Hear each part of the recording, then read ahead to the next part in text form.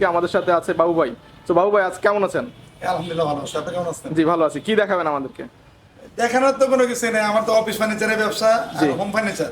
জি। Home ফার্নিচারটা আমাদের 307 নম্বর প্লেয়ারে ছিল। জি। এখন ঘটনা হচ্ছে কি, ওই শোরুমটা আমরা ছেড়ে দিচ্ছি। ওকে। সামনে আমরা নতুন শোরুম আরেকটা নিচ্ছি, নিচতলা থেকে 7 তলা পর্যন্ত পুরোটাই। রাইট। ওটা এখন কাজ চলতেছে, কাজ এখনো শেষ হয়নি। আচ্ছা। কিছু কাস্টমার হোম ফার্নিচার নিচ্ছে, বুঝছেন? জি।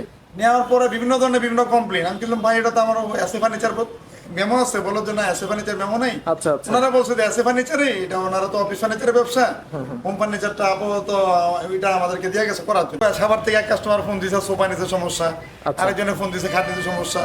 সেটা বড় বিষয় না। পরে আমি তাকে বলছি যে আপনি কি এটা এসএ ফার্নিচারের প্রোডাক্ট নিচ্ছেন? বলতে না, এসএ ফার্নিচার না, মেমোটা কিন্তু আমরা তো আপনার ভিডিও দেখে আসছি। আচ্ছা আচ্ছা। এরপরে বললাম যে এসএ ফার্নিচারে যখন প্রোডাক্ট কিনবে, এসএ ফার্নিচারের কোনো সমস্যা হলে এসএ ফার্নিচার বলবে। ওকে। তাহলে অন্যটা আপনারা আছে furniture বলতে। আপাতত মূল যে বিষয়টা হচ্ছে যে অফিস হোম ফার্নিচারের যে ইয়াটা ছিল শোরুমটা, ওটা আপাতত আছে, আমরা 1 তারিখ থেকে আবার চালু করব। আচ্ছা, সেটা নতুন শোরুম, নতুন জায়গাতে। পুরো নিচতলা থেকে আপনি 7 তলা পর্যন্ত পুরোটাই আমাদের নিজস্ব শোরুম। এটা হচ্ছে আপনার অফিস ফার্নিচার, হোম ফার্নিচার দুটোটা একসাথে থাকবে পুরো বিল্ডিং।